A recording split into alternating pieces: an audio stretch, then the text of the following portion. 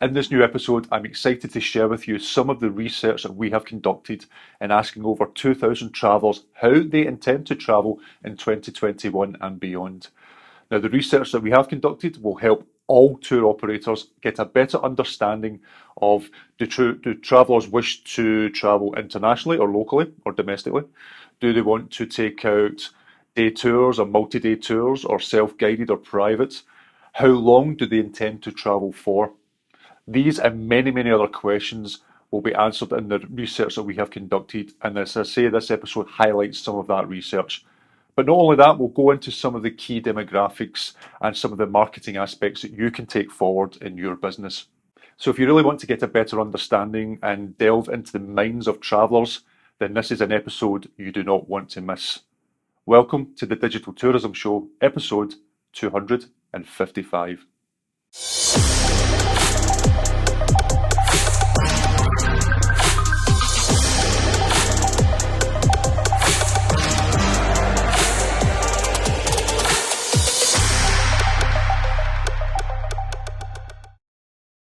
So what will we cover? Well, we're going to look at the current and future traveller mindset and intent. So again, looking at what their fears are, what they're looking at now, and what is their driver for them to make a purchase, make an inquiry, whatever that would be. We're also going to be looking at what I call the COVID factor. How is that playing a part in people's decision making, and how that's going to affect your business going forward? The big debate, local or international, is this, which way should you sway this year in 2021 and beyond? No, which should you be focusing on? And we'll be discussing a few topics on that as well. We'll be looking at some key demographics and interests that I see most popular going forward. And again, from the trends and from the research we're doing, speaking to travellers, what are their interests? What is really driving them? And this could help you guys develop products or change how you market your business, how you change the voice, the messaging that goes out. All this will have a play in what you do in your business going forward. Now, one of the things I want to just highlight is I recently wrote an article for Arrival, and the title was pretty much that I feel that the effects of COVID are going to push tours and activities into the stratosphere, and I still do believe that. And what I mean by that is because of the pent-up demand happening at the moment. You know, so many people just want to do something, want to travel, want to get out there and do something away from the same four walls, the same places that I've been staring at for the last 10 months or so. As soon as restrictions are lifted, as soon as vaccines have been distributed properly, you know, the rush to travel, whether that's local or international, the rush for travel will be huge. I can already see what's happening in terms of the trends. I can already see what's happening in terms of travellers inquiring with businesses. The travel demand is huge, and it's preparing your business for that going forward. You know, putting out content just now that's going to entice them, excite them, you know, allow them to make informed decisions about where they want to go, which destinations do they want to go to, what type of activities do they want to take out. So all that groundwork that you should be doing now is going to lay the foundation for when things do improve and when things do lift. Very much like I said at the very start of this whole pandemic, though that side of it hasn't really changed. The demand is still there, but it's even more so now because let's face it, we're all sick and tired of being in lockdowns, but it's life at the moment. We just have to get on with it, and hopefully this virus will be put to the wayside sooner rather than later. But I want to cover just now the current traveller mindset. So again, we've been doing some research on where travellers or what travellers are looking at this moment in time. What are they thinking? What is their driver to book a destination or book a trip or book a tour or activity? So as I say, the demand for travel to escape has never been greater. It is absolutely huge just now. People, you know, if you look at Google Trends, if you look at what people are searching for, if you look at what people are inquiring for or booking or whatever was happening just now with your businesses, the demand is huge. It's just that they can't travel just now. That's the only thing that's stopping them. No, because of lockdowns, because of border restrictions, whatever that may be, the demand is most certainly there. And travellers, from what we're seeing, are not necessarily booking, but inquiring. So we're seeing a huge uptake in inquiries for businesses at this moment in time. So this is people going on to a tour operator website and making an inquiry in terms of what they would like to do, because they have many questions. They have things that they want to ask about, fears about deposits, fears about all these other things that they're looking to put out there or looking to do. So that's why they're inquiring more. And obviously because booking just now, it's harder for people to part with cash because they don't know when things are going to improve. That's not to say bookings aren't happening, they most certainly are, especially for further later in this year and into next year. But if you're an operator who relies on bookings, like a day tour company who relies on bookings almost immediately, that's going to be few and far between. Though multi-day tour companies do have it that little bit easier in terms of that side of things. But that's not to say that you can't, for a day tour operator, that you can't create ways of booking that will negate anybody's fears just now. And we'll cover some of that a little later on as well. But the inquiries are the main driver at this moment in time from what we're seeing. And if anybody is booking, it's because, and I'll go into it a little bit later, it's because of flexible booking terms. That is the main driver for people booking at this moment in time. There is still many operators out there who do not have any flexible booking terms on their websites. During this pandemic, everyone must have flexible booking terms. Whether you're a day tour, whether you're a multi-day tour, these are the things that you need to have on a website to install trust in your potential consumer, the potential traveller to your destination. So with this research, we asked over 2,000 travellers what their intent was in terms of 2021 and beyond. Though the report that we've created, which there's a link at the end of this episode to download, we asked them a whole series of questions to get a real knowledge and insight into what is going to be, what type of products are they going to take out, how are they going to travel, etc., etc. And this will all help inform you guys to know what to do going forward. And one of the first questions we asked was, do you plan to take a trip or holiday as soon as travel restrictions are lifted? Now, 40.5% said yes, they would travel and they would travel internationally. Now, 38.4% said yes as well, but they would only travel domestically. And 21.1% said no, they wouldn't travel at all, even with restrictions being lifted, and not until vaccines are completely in place and widely distributed. So that is quite interesting in the fact that almost a 40-40 split as such have said yes, they would travel internationally, and yes, they would travel domestically. So that's quite an interesting insight, although further as we went on to the report, there was certainly more of a sway towards domestic in terms of the type of products they would have.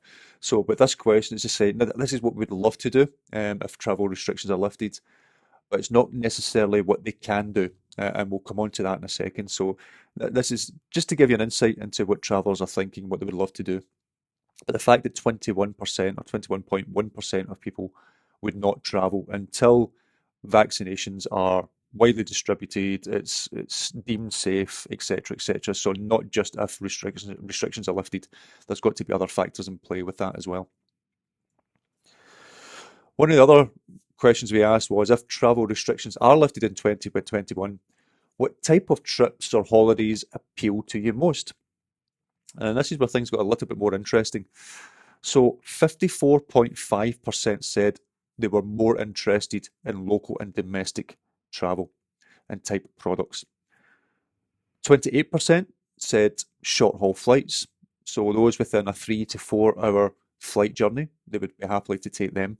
Only 17.5% said they would take long haul flights. So as you can see there, even though people would love to travel internationally, and it was that sort of 40-40 split between the other two stats, 54.5% said, okay, look, we know in 2021 it's going to be more local and domestic travel, and that is what they're mostly focusing on.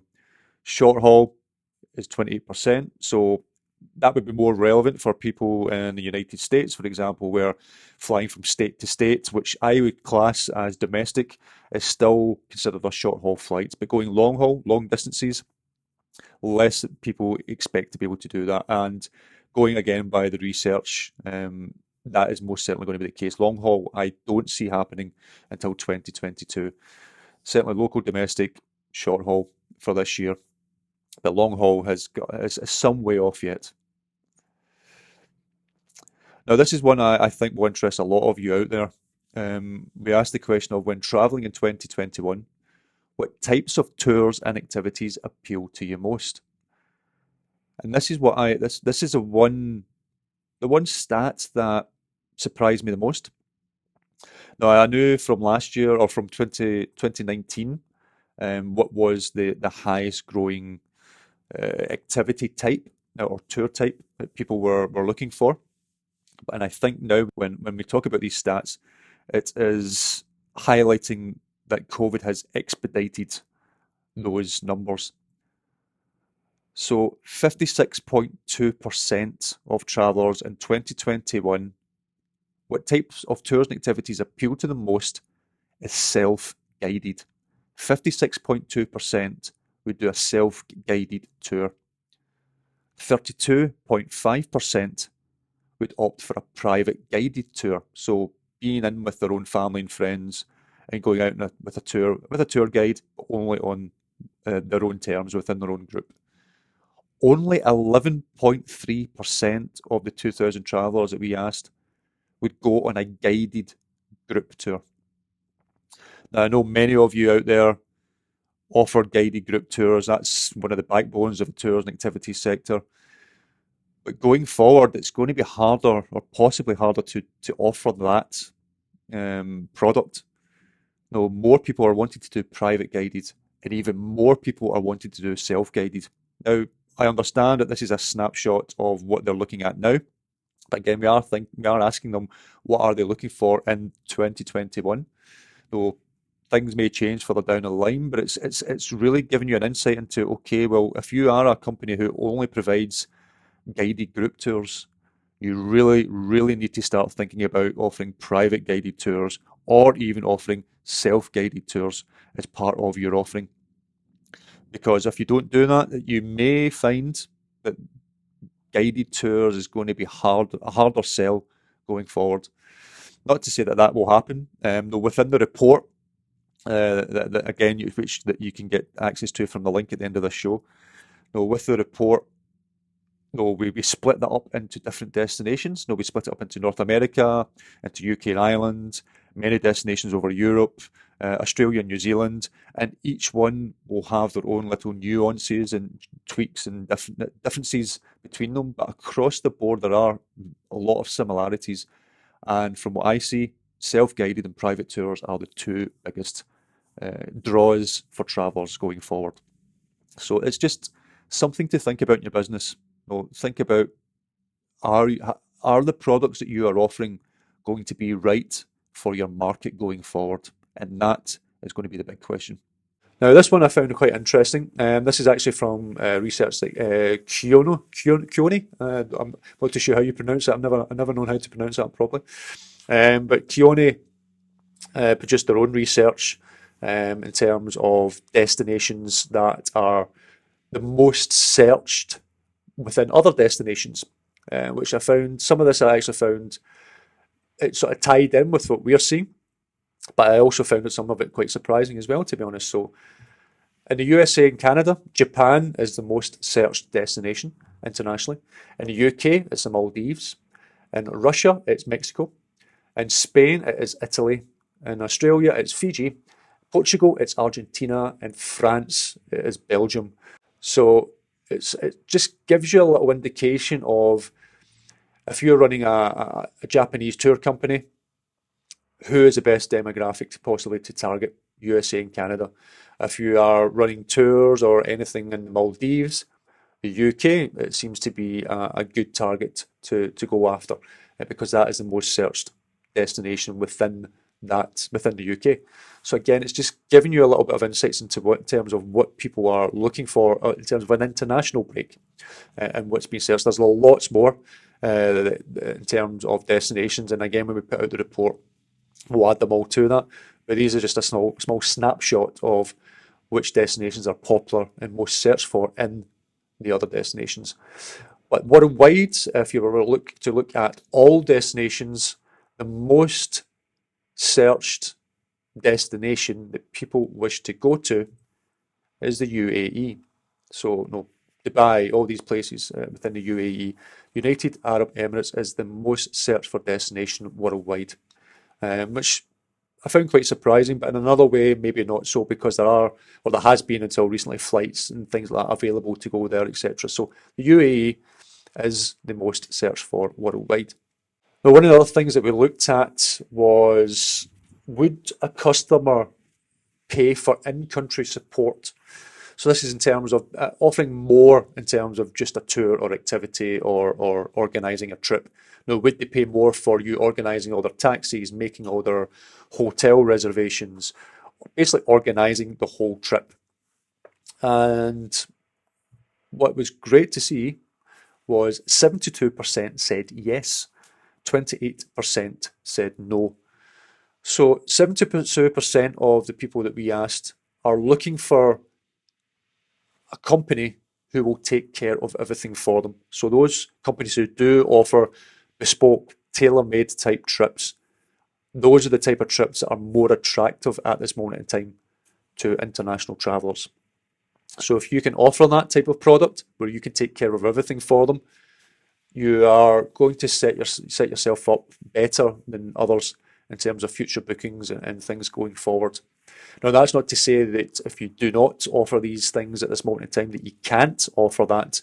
No, I would urge everyone to do so. No, even if you are a day tour company, if you can add, yes, increase your prices, but if you can add little things on like airport pickup or doing something extra or organising everything for them in a certain way, yes, it does mean changing how you maybe operate your business. But this is what people are looking for. This is what they're demanding at this moment in time. Then it may mean that you have to maybe rethink how you structure your business a little. But no, people are looking for the more holistic, taking care of everything, approach to tours and activities and travel. So it's just something to bear in mind that is what people are looking for. Or even if you can partner up with someone who does organise everything for them, but you happen to be responsible for a component of that. I know many operators who run multi-day tours who will use a day tour partner to deliver a certain part of that experience for the customers that they are organising the trips for. So maybe that's another opportunity for day tour companies, is to speak to multi-day tour companies, to speak to travel agents, to speak to concierges, to do all these things, to be part of a bigger package that your product can then slip in. So if someone is out visiting, going across or travelling down the Nile, for example, in Egypt, then they suddenly come off and then they'll meet up with someone to go on a food tour, but it's delivered by that tour company, that individual tour company, to go on a food tour, enjoy some food after their trip and being shown around various establishments. Things like that, I can see a lot of partnerships happening. So have a think of what you can do. Think a little bit out of the box about what you can do with that side of things. Another thing we're seeing at the moment, and this is from our own side in terms of the marketing agency, what we're seeing for a lot of our customers and the clients that we help, inquiries are the main sales driver at this moment in time. Offering a customer tailor-made option is driving more sales leads for operators than bookings right now. Now, that's not to say bookings aren't happening, they most certainly are, but bookings are happening more for people looking to book later in the year or next year. Again, that tends to be more multi-day tour companies or people or companies with that sort of mindset. But even those who only offer maybe day tours, etc., are also getting bookings as well, but it's mostly inquiries. So what we've done some experiments on some of the customers who we help. Even if they're a day tour company, we created a landing page on their website for consumers to make an inquiry, to ask about a bespoke itinerary, to set up a series of maybe small day tours into part of their trip, so they can organise that all for them, as well as multi-day tour companies. So again, just briefly going to show over this, but this is just a few customers who we are helping just now and what we've seen happening during COVID at this moment in time. So Rose Hill Travel, company who offers tours to the Cotswolds and the Lake District. We targeted people in London looking to escape the city. It's chauffeur-driven tours, so they'll pick you up in London, drive you to the Cotswolds, drive you around, show you a place for the day, and take you back. Or if you want a multi-day one as well, they can do that as well. But some of the ads were for day tours, some of the ads for multi-day tours. And we've seen 385 inquiries through their contact form on the website, as well as a Facebook form and Facebook campaign that we created for them. 385 inquiries of people wanting to do that in the space of a couple of months. So it just shows you the demand again was there of people wanting to do that. Sababu Safaris, again, a company targeting international, looking to take out a safari in Africa. Within the space of 2 months, 128 inquiries from that as well. Cool Travel Iceland, and we'll go into them a little bit later, offer mostly day tours. They offer actually a mixture of day tours and multi-day tours. Again, offered a landing page, contact form, as well as Facebook ads. Within the space of 2 months, 324 or so leads from that as well. So people are looking for something. People are inquiring, and that's why we're seeing inquiries at the moment are the main driver. No, people have questions. People have fear of what's going to happen with their deposits, and it's putting their minds at ease. It's letting them say, look, if you book now, even if it's a small deposit, and you pay the rest later. If you want to move the dates, we'll happily move the dates for you. If you want to do this, if you want to do that. It's being accommodating to that consumer as much as possible. We're going to show you some examples of that a little bit later. But inquiries are most certainly the main driver in terms of tours and activities at this moment in time, from what we are seeing from our own customers and from what we're seeing from others in the industry as well. So let me just quickly and briefly go over what I call the COVID factor. So this is just what are people thinking about in terms of COVID just now? How is that influencing their decision making of booking destinations, of booking tours, of booking activities, and all these things going forward? So one of the things that we asked in the focus groups, etc., that we put together is, what is your main fear about booking a trip right now? Now, at the start of the pandemic, back in April, March, April, though their main fear was losing deposits, losing the fear of losing money on what they had booked or what they were going to book, and not being able to move dates and things like that. That was actually their main fear, more so than the virus itself. But we thought we'd ask the question to see, well, 10 months down the line, where are they now? What is their mindset now? And things have changed. So we asked them, is it catching COVID-19? Is it the quarantine that you could have at both ends of the journey? Is it still losing the deposits or not having the ability to move a date? Well, again, from the research that we have put out, catching COVID-19 has shot up compared to what it was at the start of this pandemic. Now 38% of people of those travellers, those 2,000 travellers that we asked, 38% of them are fearful of catching COVID-19. And then there's 34% are fearful of the quarantine that they have to possibly go in at both sides of the journey. So remember, for a lot of destinations, the UK included, if someone was flying out from the UK to go to somewhere else, they could spend 10 to 14 days in quarantine and spend 10 days quarantine when they come back to the UK as well. So that's, by the time someone takes an international journey, they spent the best part of a month out, with half of that month pretty much being taken up by quarantine. So 34% is a big number, and that is also fearful in a lot of travellers' minds. But not much higher, but just higher, is still losing a deposit and not having the ability to move any dates, which was pretty much an even split. But catching COVID and the quarantine at both ends is most certainly high on their fears.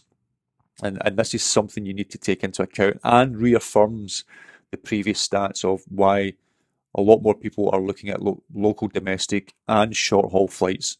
And it would be short haul flights within a destination. Well, the United States, as I said, are prime for that. But someone flying from the UK to Spain, for example, that's a short haul flight, but that is going to be much, much harder. So it will depend on each of the destinations and how they're situated within the world and which destinations are round about them and what other countries and destinations can people travel to, whether it's driving, whether it's flights or whatever. So it's going to be harder for some than it is for others and how you can do this. But one of the other questions that we asked is how important is a COVID guarantee policy in your booking decisions? No, this is a question that is very, very important because even before we asked this question, in my mind, I could not see people booking without a business having flexible terms, a COVID guarantee policy, or something in place. And if you don't have one, then that may sway someone to not book or inquire with you. Well, we've now asked the question, and here are the hard facts: is 95.8% of people would not book or would consider not booking if you did not have a COVID guarantee policy or some flexible terms in place. Now, more people are going to look at that, look at your policies, look at if you have flexible terms, can they change the dates, would they lose deposits? And if you are up against a company who does have that and you don't, they are more likely going to select the company who does have the flexible policies. Only 4.2% said it wasn't important to them, but the vast majority said that it is. So if you don't have a COVID policy in place or any flexible terms because of the pandemic, I urge you that this is something you need to create now because this is going to have a huge impact in the traveller's decision making when they do travel. And this goes for domestic as well. It doesn't need to be international. If you're traveling domestic, they also want guarantees in place. So you really need to make sure you have those policies and flexible terms in place. So for flexible booking terms, if you're a multi-day tour operator, think about now allowing travellers to pay a small deposit with the rest to pay 30 days before the start date. Well, many operators are starting to do that just now. Allow the travellers to the ability to easily change dates as many times as necessary. Now, the reason why I say that is because a great company in Ireland, Vagabond, they are doing exactly that. So they're offering anyone who's booking up in advance a €100 deposit to pay to secure their future booking. They would select a date. So say they selected August 2021, and if for any reason things haven't improved, if they want to move that date, they can move it as many times as they want. And then as soon as it gets to 30 days before the date that they had to take out, their experience, that's when they pay. So no, Vagabond are doing a great job in terms of that. Many others are following suit, and we'll show you another example of that later. But offering these flexible booking terms is going to help you generate that little bit of extra revenue that you may not necessarily get at this moment in time. So it's just giving people confidence at this moment in time.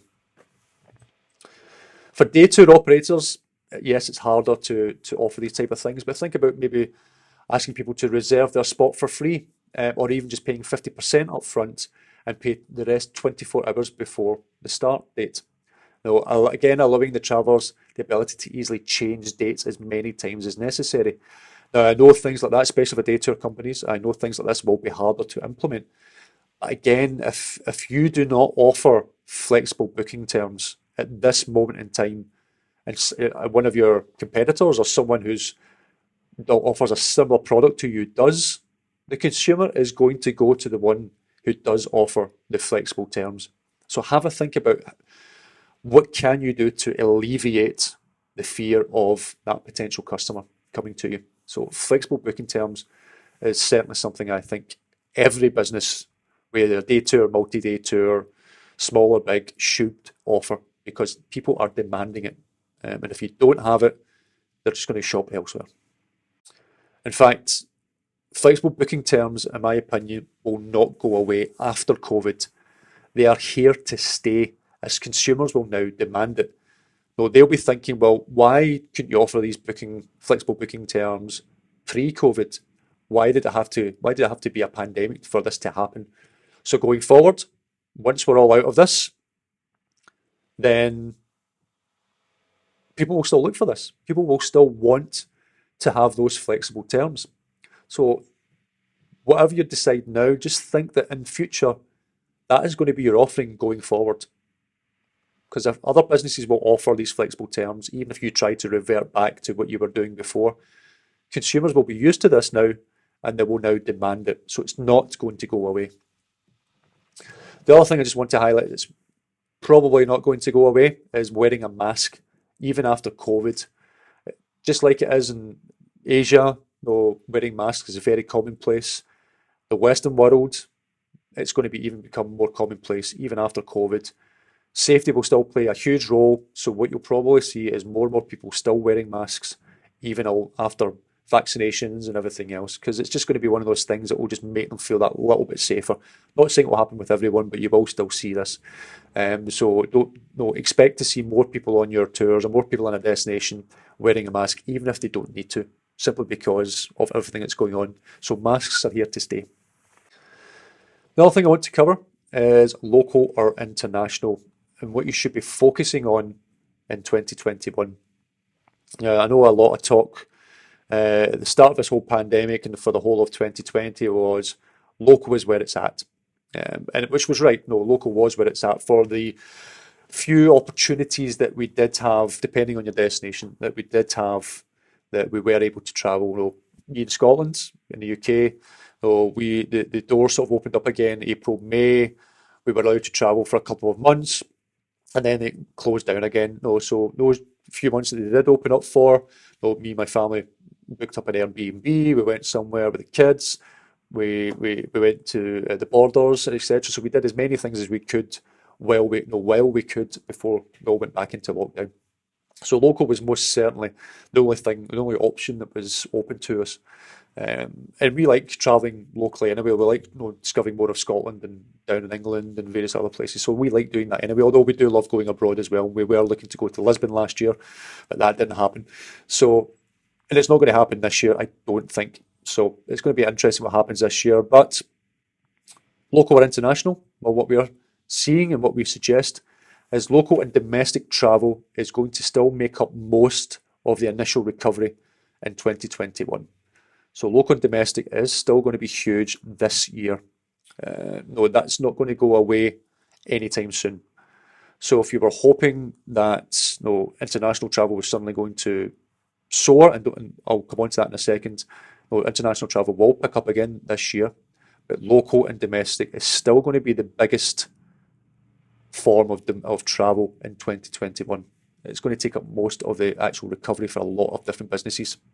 Later in 2021, hopefully by May, June, we'll see, depending what happens with the vaccines, and no one has a crystal ball, but this is what we're seeing all going well, is short-haul international flights. So flights that are no more than 1 to 3 or 4 hours away in terms of distance. Those will increase in the second half of 2021. Travel bubbles, travel corridors, whatever name they come up with these next, those will open up first. So whether it's UK flying to Spain, or whether it's going to Iceland, or Americans going to Japan, or whatever destinations are closest to you within a 3 to 4 mile, 3 to 4 hour journey time in terms of flights, that's what's going to open up first. Long haul international flights, I cannot see opening up this year, or at least to any great numbers. I would love to go to Japan again. I can't see that happening till very late in 2021 or early 2022. Simply the reason being is, all the different destinations will be catching up with different types of vaccines. There's other variants of COVID going around. There's going to be other things at play, but short haul flights, I do believe, will pick up again second half of 2021. Long haul, I can't see happening until early 2022, late 2021 at best.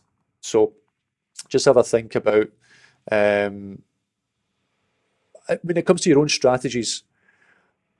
Bear that in mind. No, this is what I'm looking for, and this is a best case scenario, I would say. So now I want to just highlight some of the key demographics and interests. Again, some of this is following the research that we've conducted and also from what we're seeing with our own customer base at TMA and everything else. So I wanted to share some of that as well. The over 60s, I know we mentioned this near the start of this whole pandemic, the over 60s has grown exponentially in terms of a market, especially if you're targeting on things like Facebook or doing anything online. But by the end of this decade, most global consumers are expected to be older than 60. Though the older groups, I hate to call them older because 60 isn't that old, but so forgive me if you are. The older groups are doing much more online.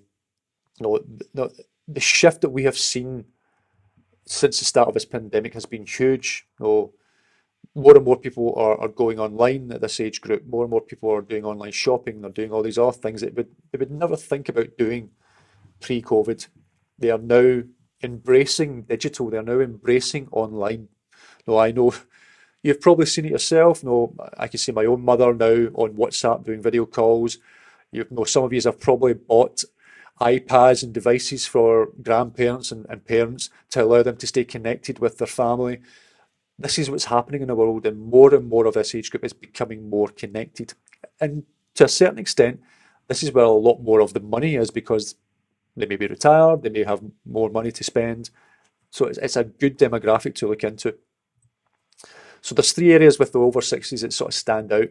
Is one is commerce, two is finance, three is social connectedness. So commerce, they're doing lots more online in terms of online purchasing. You know, doing their grocery shop online, you know, buying products online. This is what this age group is doing more and more as we see through this whole pandemic. No, they're now maybe in your destination, but I know here in the UK and many other destinations that online banking was something that the over 60s don't really do that much of. No, they prefer to go into a physical bank. They prefer to meet someone face to face and do all the just because they're nervous about being online and they're nervous about transferring money. No, it's that sort of mindset that they had from days. No, going in with a little payment book into the bank and everything else. More and more of them are now doing their finances online. More and more are being confident with that and actually seeing the benefits of it as well. And then the social connectedness, being on social media platforms like Facebook, staying in touch with family and friends, with grandchildren, with people on other sides of the world. Over 60s, it cannot be underestimated that this is such a big group to target if you have products and target this sort of group. And if you don't, it's maybe a time to think about, okay, what can you do that can help out this group in terms of your own tours and activities. Families with children, huge. Families want to reconnect with their children by participating in outdoor activities. The stress of COVID, the stress of homeschooling. I have two kids myself. Anyone who has kids, homeschooling when you're trying to run a business and your partner's working as well, it's not easy. So homeschooling, not seeing family and friends will make this demographic crave for something unique and fun. As soon as we're allowed to, we will just want to take the kids out. We want them to have some fun, visit a zoo, go to a place where they can run around, meet up with friends from school, do all these things. No, the mental health of children is such a huge topic just now, and getting them out and just enjoying life again is going to be such a huge aspect of people's thinking going forward in terms of activities that they want to do. So anything that you can do around families with children specifically is going to be huge. So that's one demographic I can just see providing a lot of business for different tour operators.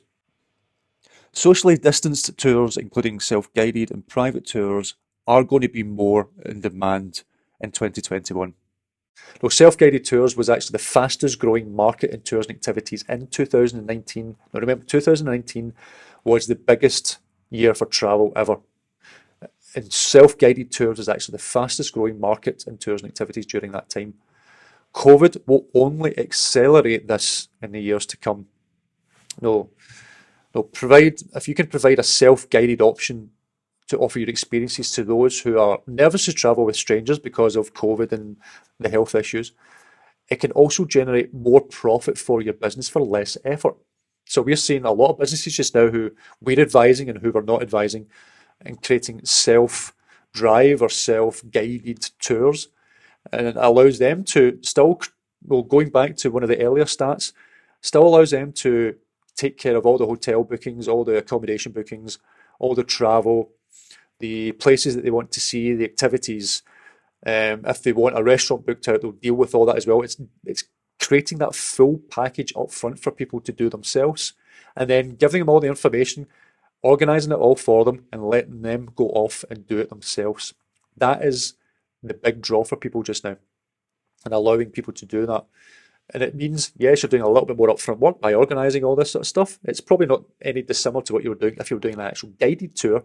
Yes, you would charge a little less, but you don't have a guide that you have to pay to go out and deliver that tour as well. The person is doing it for them in their own way. So offering a more fuller package and offering a self-guided option is going to be a big draw for a lot of people going forward. So it's something to think about. Now, self-guided and private tours will be the main source of revenue post-COVID, in my opinion, more so than virtual tours. And I just wanted to say that in terms of highlighting virtual tours. Though a lot of emphasis has been put on virtual tours for people to try and make money and generate revenue. And a few will, don't get me wrong, a few will generate money from virtual tours, but maybe not to the same extent as what they were hoping to. Only certain companies will be able to make a lot of money from virtual tours, Airbnb, some other big companies, that type of thing, and individuals who are on these platforms. But no, I would rather see businesses focusing on creating self-guided and private tours and developing that and to help them generate more future revenue and future bookings than trying to generate sort of quick wins with virtual tours. Though by doing something more meaningful and really getting to grips with your business in terms of self-guided and private tours and offering them, that will set you up better in the long run, in my opinion. So I would always tend to focus on those rather than something like virtual tours, for example, which for the most part I think is a waste of time, to be honest, and it's not something you're going to make a lot of money on. Mental health is going to be huge. No, we're already seeing this in the news with children, with families, with everyone being in lockdown. No, this disease kills nearly 800,000 people a year and costs the world economy $1 trillion. No, it's a disease that's invisible to the naked eye, and there is no vaccine to cure it. The only way to cure it is to help someone's self-esteem. It's making their mental health better in terms of encouraging them and doing all the things that you have to do. I'm no mental health expert, so forgive me, but no, there's so many things out there to give them more positive outlook on life. So create products around helping someone's well-being. You don't need to suddenly do yoga tours or anything like that, but there's so many things that you can do to get people outdoors, get people meeting with other people, getting them excited about life again. So outdoor activities like walking and cycling or interacting with people during a food tour. Just the thought of actually speaking to people again will help raise people's mental health. Use the mental health issue as part of your marketing, not in a crass way, but in a way to let people know, look, if we are here to try and make your life better, to try and help your life and make your mental health better by getting outdoors and being one with nature again, meeting with people, having a conversation. Just the act of having a face-to-face conversation has died over the last 10 months. That will help raise a lot of people's mental health just by doing that. So what can you do to attract groups, businesses, whether that's women's groups, sports groups, schools, businesses, even frontline staff who are probably being the most affected in terms of mental health during this whole pandemic? What can you do to help them and create products around them and help their well-being, which will help you generate revenue, but also help them in the long run as well? So it's a win-win. But one of the things that I want to highlight throughout the whole thing here is just to have a little bit of change in your mindset. The number one competitor has never ever been, even pre-COVID, has never ever been other operators, but people's time. The time that they have to do a certain activity, whether they're in a local destination or an international destination. No, you are going up against people who you're going up against going to the cinema or going to a pub or going spending time in a restaurant or going to the park with the kids just to play in the playground. It's time is your enemy. Time is your competitor. No, you are asking people to part with part of their time to then take that out with you. So that is your main competitor. So you need to sort of highlight to them why they should spend their time with you. Yes, the money is an aspect of that as well, but it's more the time. Why should I spend money with you and waste my time with you? What are you going to give me that's going to benefit and that will make me forget about that time that I have just given you? So your main competitor is time, not other operators or anything like that. It's time. It's the other different activities. It's the many, many things that a person could be doing rather than be spending time with you and your business. So it is time. What can you do to entice them to spend that time and their money with you? So as I say, we've created this comprehensive report. It's called the Tours and Activities Marketing Battle Plan for 2021. Now, this is a 200-page report where we've asked over 500 tour operators, but also over 2,000 travellers, how they intend to travel in 2021 and beyond. Now, this isn't just all facts and figures. No, we have added marketing advice throughout the whole report. So beside every single stat, there is some advice on how you can use these statistics, how you can market your business, etc., etc. Now, anyone who listens to my podcast or watches my digital tourism show or knows me personally, I tend to give out this information for free. It's just what I like to do because I want to educate the industry as much as I possibly can. Uh, but unfortunately, with this survey and with these focus groups, it cost us considerable time and money to put this together. I'm always honest with everyone. We spent over $3,000 just creating these focus groups, doing these surveys. So it's something we can't really give away for free. But we also know that there's many, many operators out there who, and other tourism professionals who are struggling. And that's why we're only going to charge $49 for this 200-page report. I do feel that all the information in here is well worth that and worth a lot more.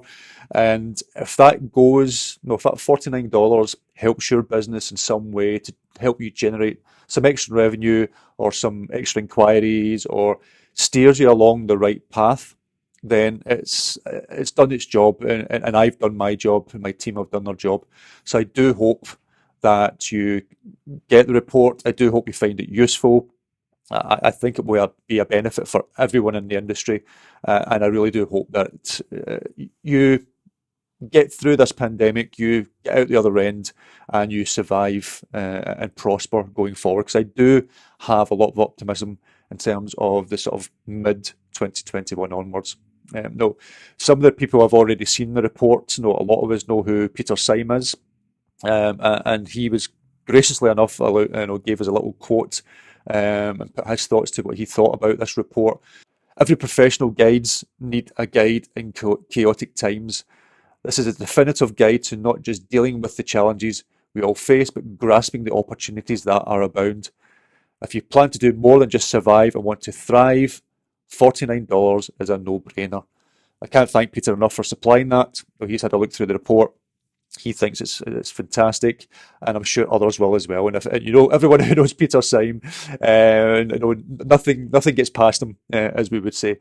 So no, there's basically no bullshit with Peter. So if he likes the report, it's going to be good. So I hope you find the report useful.